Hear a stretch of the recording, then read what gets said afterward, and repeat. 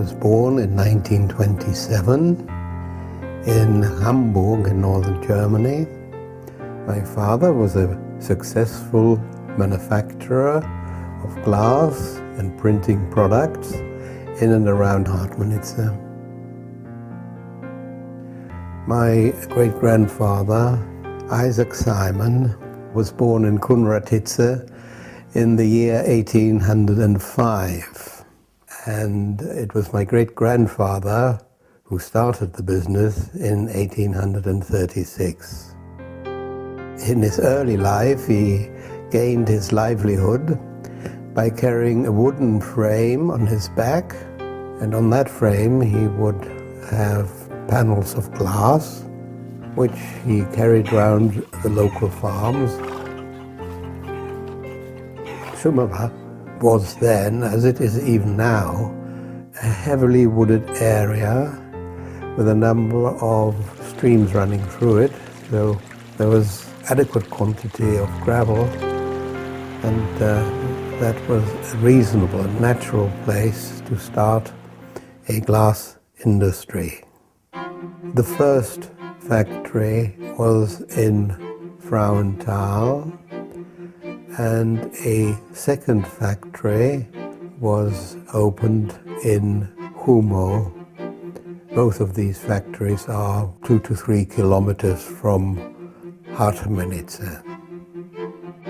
Frauenthal is no longer on the map today, and the entire plant was dedicated to the manufacture of polished glass. Later on, there was a need for very fine zinc sheeting, and the Humo plant was essentially created to be a hammer mill to produce these zinc sheets. Frauenthal became a community center for the workers who were employed by the factory. There was company housing, there was a school for their children. Its products achieved a degree of world renown. They went as far as India and as far as China. Transport arrangements for the finished product in those days were by ox cart. The ox carts had to travel from Frauenthal to the nearest railhead in Schuschitze. The Bloch family's factories employed between 150 to 300 people in the area. My grandfather reached a certain status within that community as a major employer and also as a benefactor of a number of communal works. For instance, he supported financially the school and the building of the synagogue as well. When I was growing up, until my age, about 9 years old, we lived in Hamburg, but Hartmanitze was definitely our second home.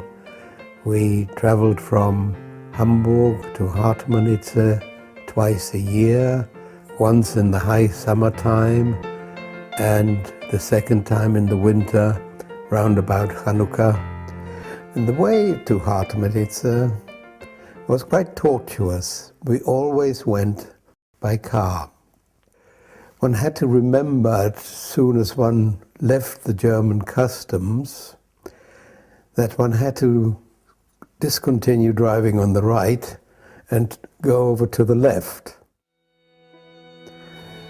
With Hitler's accession to power, life for my family became somewhat difficult, and my father decided not to pursue his business activities in Hamburg.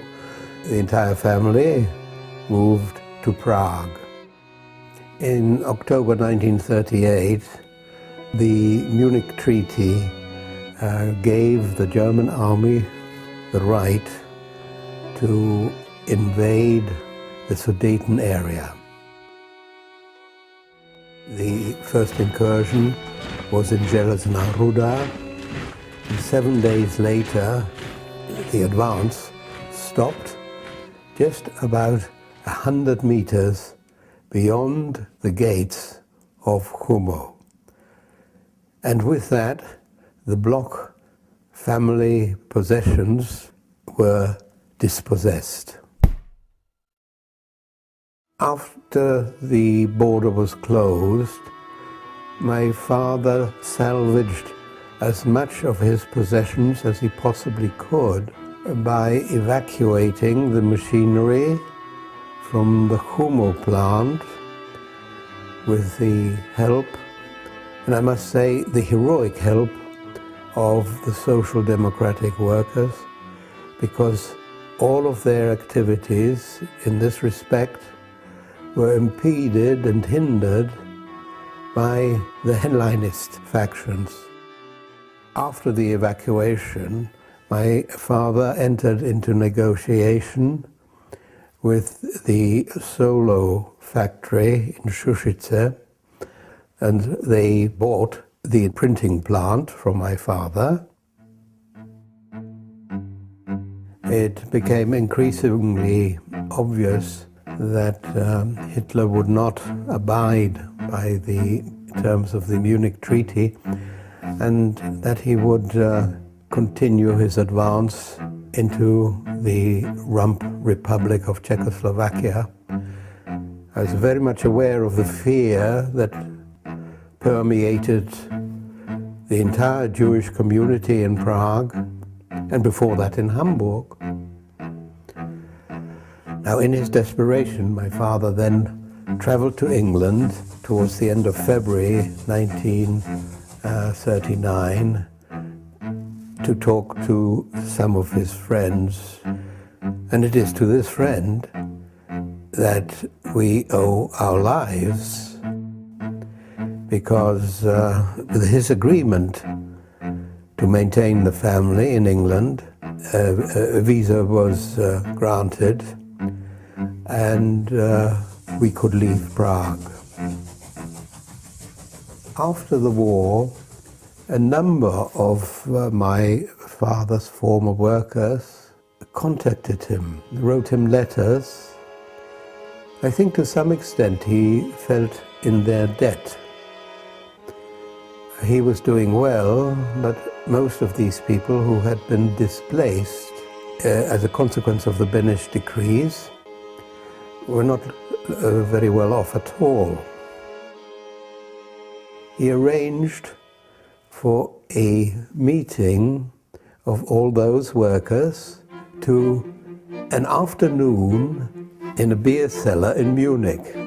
And I think it must have been 50 and more people, former workers of the Bloch establishments, who attended that meeting.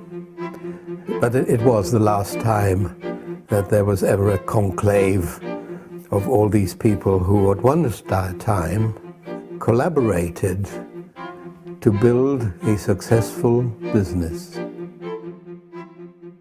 The Bloch industry as such had been in existence from 1836 all the way to 1938, and had given employment, which was badly needed, in the Sudeten area for 102 years. That collaboration was destroyed overnight and has never been replaced in that area. Perhaps this dreadful thing that consumes people, consumes nations, tribes and nations, is part of the human condition. But I think all humanity should be very much aware of it. If you're one of the perpetrators today, you may be a victim tomorrow. And the world should be big enough to have neither victims nor perpetrators.